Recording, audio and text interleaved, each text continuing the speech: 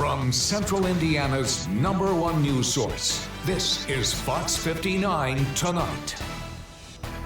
And we're back here on Fox 59 tonight with City-County Councilor of District 20, Michael-Paul Hart. We've been talking about his district and the differences, I should say, of this one district between Perry Township, Beech Grove, to Franklin Township, and into Warren Township. And as you all know, there is a lot happening in the section of Warren Township. We've got the blue line coming through. It's going to make a lot of changes and a lot of safety upgrades to Washington Street, whereas we have covered on Fox 59 far too often have been a lot of accidents, pedestrians trying to cross the street, numerous things. But it's all in the goal of moving the city forward. But that's not the only thing happening over on that side. But Councilor Hart, that stretch of Washington Street has been keeping you busy. Absolutely, absolutely. So I have a name for it when I talk to people. I call it the East Side Corridor. Okay, I like that. And the reason I say that is, I looked at some NDOT traffic studies at Midhofer and Washington Street, and this all started because there was a Dutch Brothers Coffee that wanted to come in right there south of the mall. And for me, anything that happens in that mall area is a good thing because it's a domino effect. If we can start getting a little bit of development, more will come. So I was looking at a traffic study from NDOT, and at that intersection, Midhofer and Washington, there are 32,000 cars a day that pass that intersection. Now that's bidirectional, so it's in the morning and night. That's telling me there's a lot of people, and it shows where they come from. Are coming from Hancock County into Marion County to get downtown or wherever else they're going to do their work, and then they're going home in the afternoon or the evening. And we talk about economic development. We call it the East Side Corridor because they're coming in there. They're coming in on 465, right? Because 465 is right there. 70 is right there. There's Shadeland is right there. It's all on Washington Street. And there's a lot of people coming and going. And we need to give them reasons to be there on Washington Street. We don't want to just I don't want Washington Street to be an area that you just pass through. And we have a ton of opportunity. And so when just to use this Dutch Brothers, and I'll even tie it into the blue line for you, and something that shocked me, but because of the blue line, and we can go into as much detail as you want on that, but it comes with what's called the transit-oriented development, which is a development style overlay where you see these rapid transit bus systems. So Red Line has it, Purple Line has it, where we were just talking about, comprehensive plan. The TOD, the transit-oriented development style, is built for the use of public transportation. And so what the city had in mind when they put this together was when we're building these lines, that they want to see development that would support the lines or the people that ride those lines. And so we had an interesting case come up where, like I said, a Dutch Brothers Coffee wanted to come in. We said, "Oh, this is great." I had tons of neighbors excited about it. And we got to the zoning piece of it, or the business use case of it, and we're in front of the Board of Zoning Appeals, and the developer, they wanted to put in a 2-lane drive-through. And again, I was excited because we were going to get something new built on Washington Street. New, shiny building. They were going to knock down this old Golden Corral that's been there forever, which is burnt down, by the way. And the city's been taking a little bit too long to make sure the thing gets knocked down, but that's another story. And so we're in this hearing, and Indigo remonstrates against the development of this Dutch Brothers Coffee. It was the most insane thing that I'd ever seen. And unfortunately, I was out of town for work that day, but I wrote a letter of support. We had community support. We had all these good things. Can't fit a bus through that drive-through. And that was their reason, is that it doesn't support the TOD. And well, here's the thing. The people that were putting it said, "Oh, great. We'll be right there at a bus line, at the bus stop. We'll put in a walk-up counter." Still didn't work. Coincidentally enough, a few months later, across the street, a Swig opens up. I think it's called. Maybe I get the Swig. name. I think it is called Swig. Okay, which is like a soda type organization where you can go in there and get these flavored sodas and things. They've got a drive-through right behind it that's supporting cars, right? So it's those are some of the challenges that we're working on. But the biggest challenge to the East Side Corridor, aside from the mall, we'll table that here for a second because there's a lot to unpack there. But the problem that we've had that since I've come along is, and this is probably even before my time, just in my time, I have seen more businesses leave Washington Street in my East Side corridor area, which I'm really saying is 465 over to Carroll Road, which is the East County line. more businesses leave, and that's just in the last year and a half that have come in, and that's a problem. We have Hmm. these old vacant strip malls that big buildings too. Like there was a Room Place factory warehouse where, I mean, these aren't small things to try and redevelop, right? These Hmm. are strip malls that were, they're a million square feet plus. So, and they're not in the type of condition where you can just come in and reuse it. And so we have to strategically look at large type development models for some of these older strip malls or these Room Places that what I really don't want to see, and I don't think that the city would want to see either, are any type of logistical hubs, right? That's not going to cut it.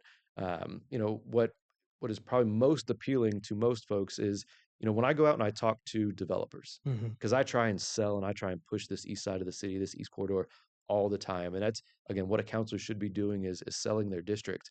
And I'm telling them, we need more commercial business. And what I Hmm. mean by that is like restaurants, right? There's a limited supply of restaurants.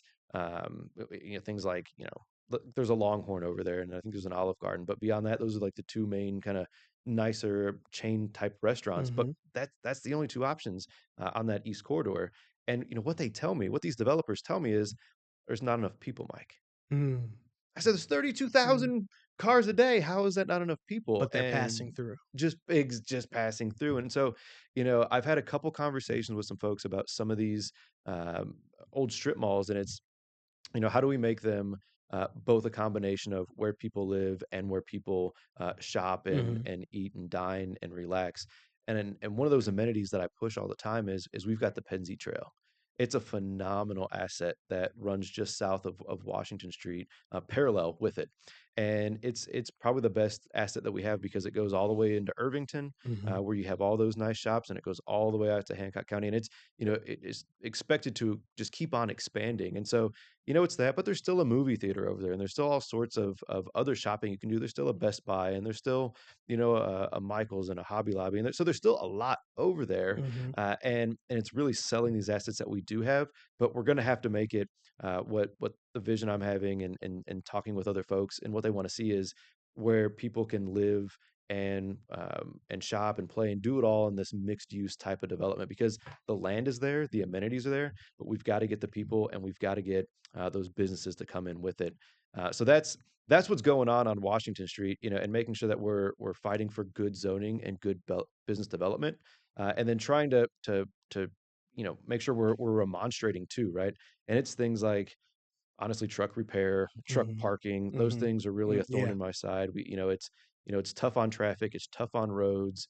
There is a piece of it that we do rely on it, right? We Hmm. are an economy of e-commerce right now, so we can't completely lock these folks out. But when we plan and we put together land use, we have to use the land specifically Hmm.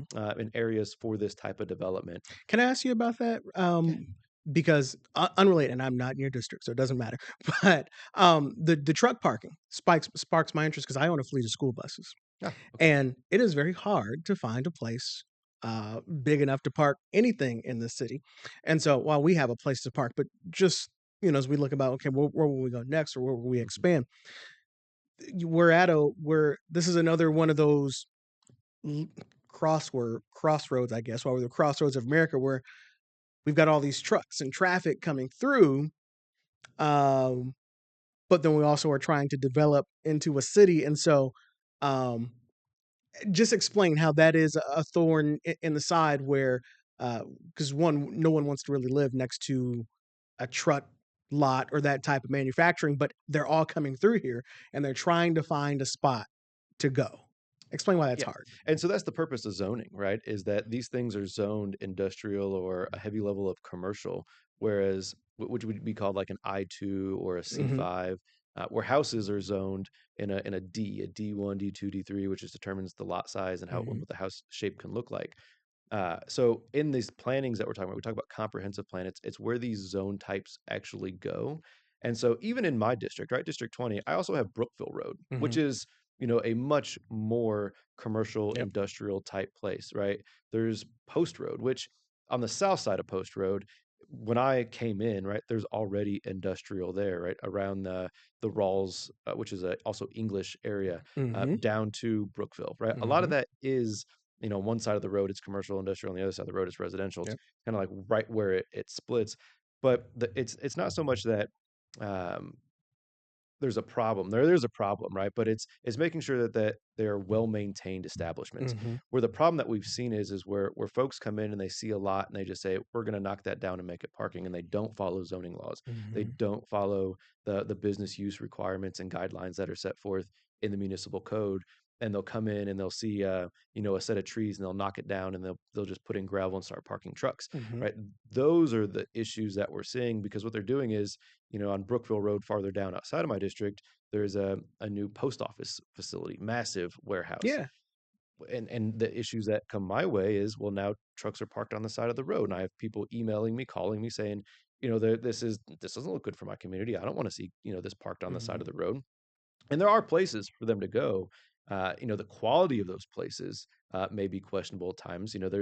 There's times and instances where I've went and sat in court hearings where there's civil hearings that we have a city prosecutor. It's not the Ryan Mears office, but Mm-hmm. the mayor gets to appoint a city prosecutor, and they are prosecuting these civil cases where you violate zoning laws or our municipal code.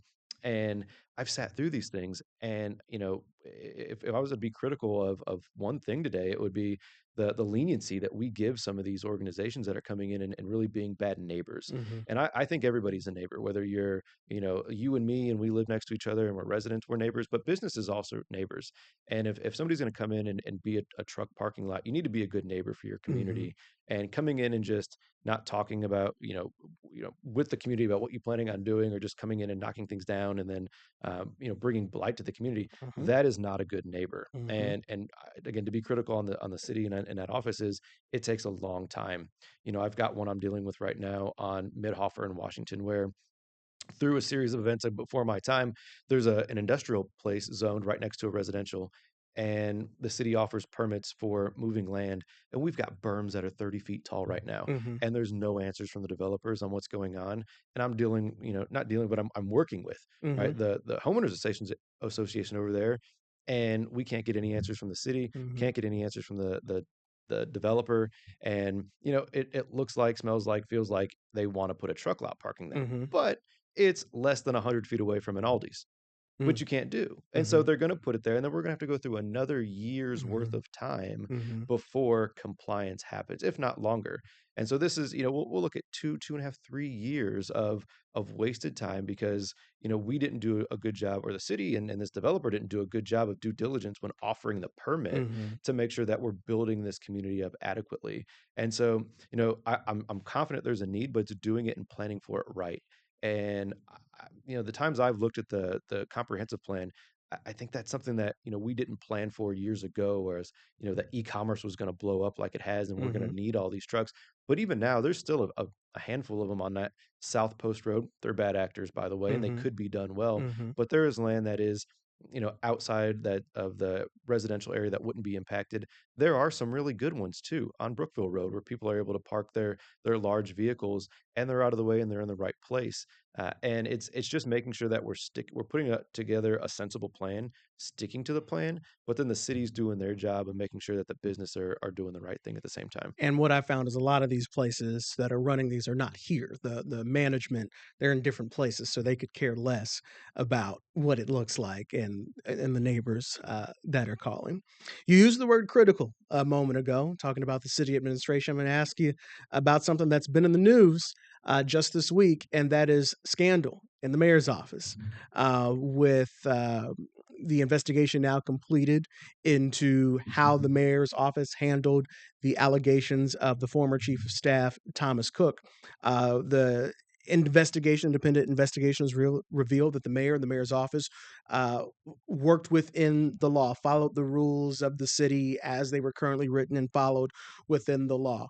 That said, and also to be clear, the mayor in this is not at all accused of doing anything to the subordinates that Thomas Cook is being accused of. It's just how the mayor handled the reporting of that situation. So, with that said, that investigation found that, okay, the mayor worked within the rules, as did the city. But we have now two city-county councilors that are now asking for Mayor Joe Hogsett to resign. Both of those city-county councilors are Democrats. You are the minority leader.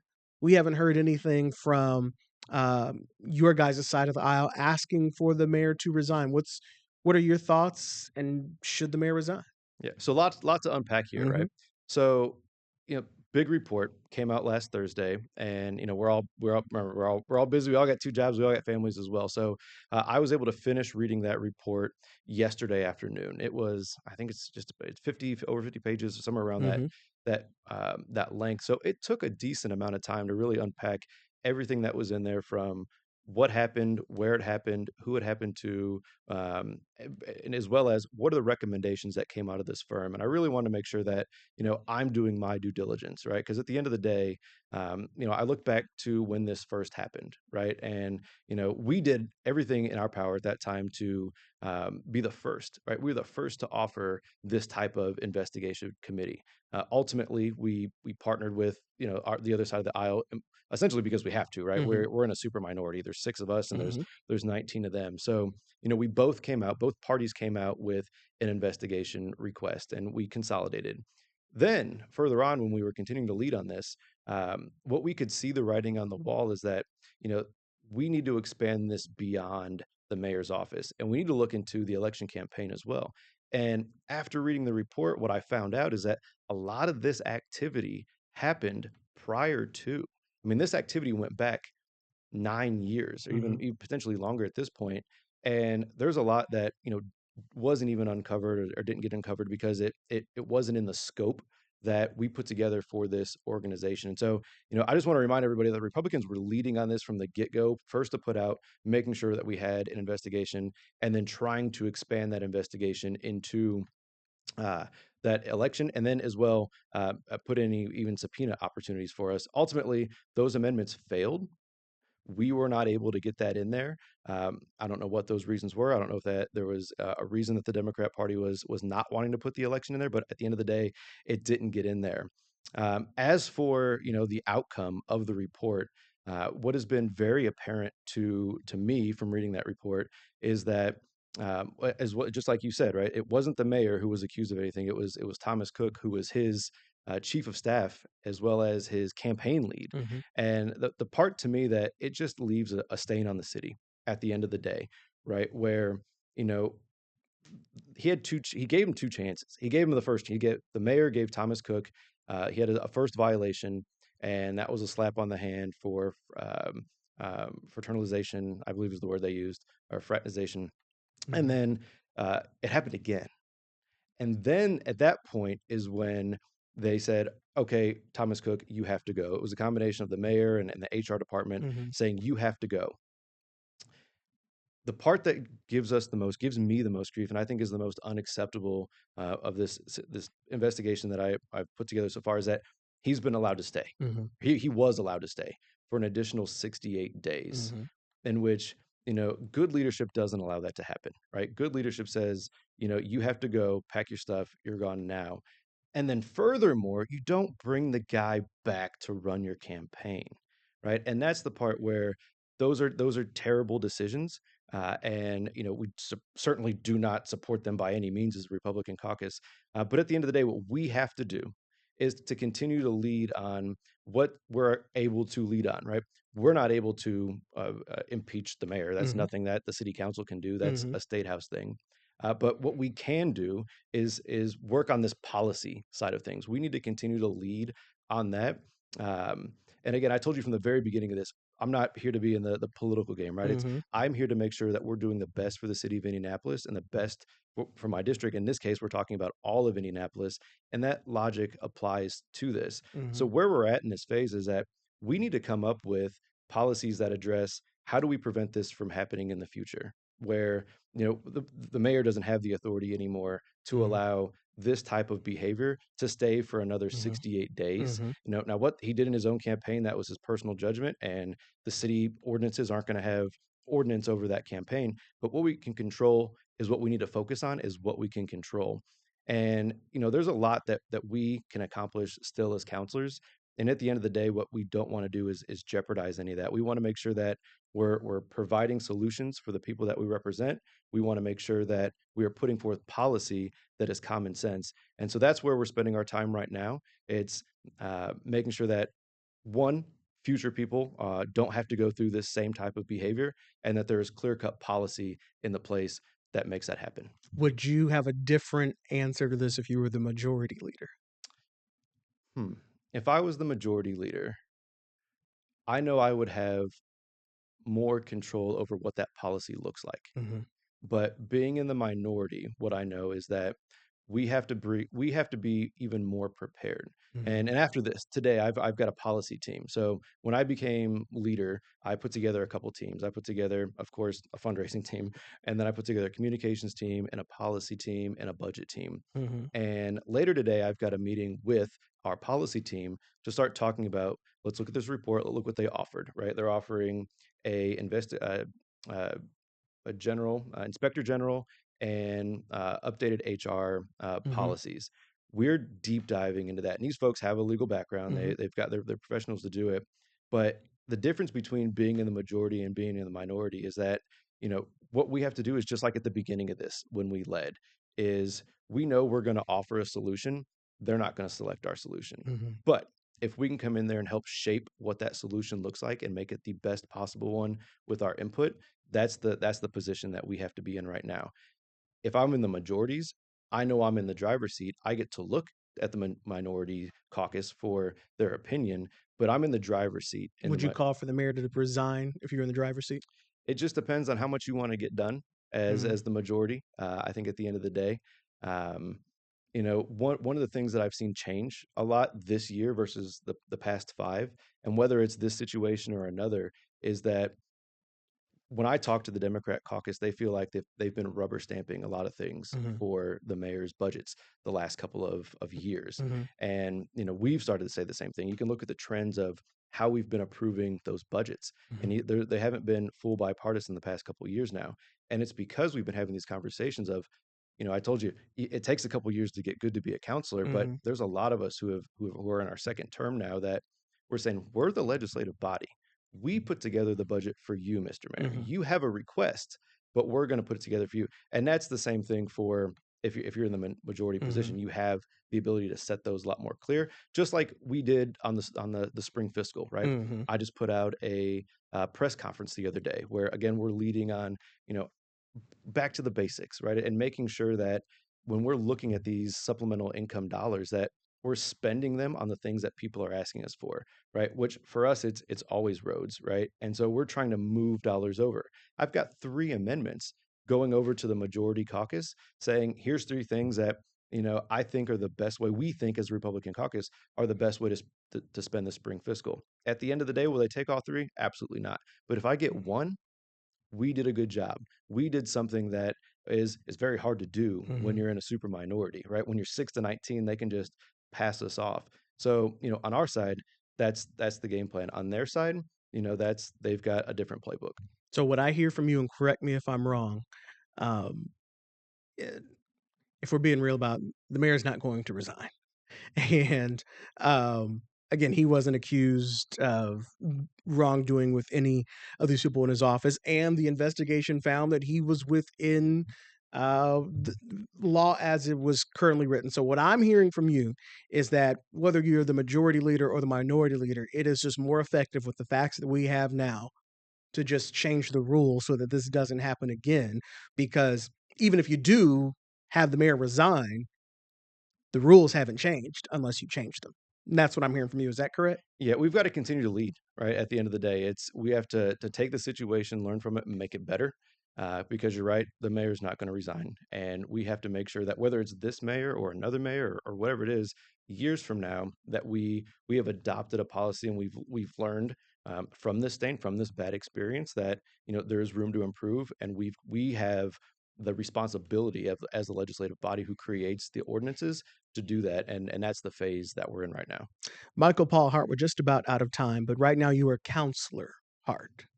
We had just asked about the mayor, and there are lots of folks who are, are we going to see a fourth term Joe Hogsett?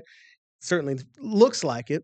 Um, But your name came up in another conversation about could we ever have a Republican mayor? And somebody said, well, Michael-Paul Hart, a lot of people like him on both sides. Do you have any aspirations to be mayor? You're making me blush. Honestly, what I'm focused on right now, the big secret is it's not much of a secret, getting more Republicans on the city council. And it's, utilizing the playbook that has worked for me, finding good candidates who, know their community, know the areas, and really enjoy and have a passion for the city of Indianapolis and creating the smartest city in America. I am I'm not filed to be mayor by any means right now. Right now, that's the goal, right? The goal is make sure that we can get more Republicans on the council, so we can have more than just one amendment pass, Mhm. right? So we can actually have a bigger say in these budgets. So we can have a bigger say in how we direct these policies. If we become majority, great. If we have a bigger number, that's just as good too. But that's the main focus for me right now is putting together that playbook, making sure that we have a solid foundation, good candidates, working with our local party, but also just showing people that like we're local politics. We don't have to be political. There, sure, it can come up, but at the end of the day, it's is the trash being taken out? Is the water draining? Are the roads paved? And Mhm. are you safe? Right. And those are the things that we're focused on right now. We've got some things that are a little bit outside of that scope that we don't normally deal with, but we're also still working on those basics. And that's the message. That's what we know that I know that at the end of the day I was elected to do, Mhm. because when I look at my email, it's all about road Mhm. paving, all about road Mhm. paving, but and that Mhm. economic development stuff is all equally important. But right now, it's focusing on growing our number on the Mhm. council. If anything changes, you'll be the first to know. I do appreciate that, sir. If people have questions about any of those things that you mentioned, how can they get in contact with you as their city county councilor? Absolutely. Easiest ways, michaelpaulhart.com. Easy, easy, easy. Or Counselor Hart on X, Twitter. Those are the two easiest ways to find me. Very responsive and always happy to have a coffee. Keep an easy booking link, whether you want to have a meeting in person or a meeting online. I make it really easy. It was easy. I used it. In fact, I was like, I should start using this. Just pick an appointment on my calendar and I'll come see you. All right. Counselor Hart, thank you so much for coming on. We appreciate it. Enjoyed talking to you. And there was actually other things I wanted to talk to you about. I wanted to talk to you about your conversation with the governor and the future of the townships, but we'll talk about that here in a second. All right. That's going to do it for this edition of Fox 59 tonight. We appreciate you all watching. We're back here same time at 8 o'clock on the Fox 59 Now Smart TV app and on YouTube. Have a good night.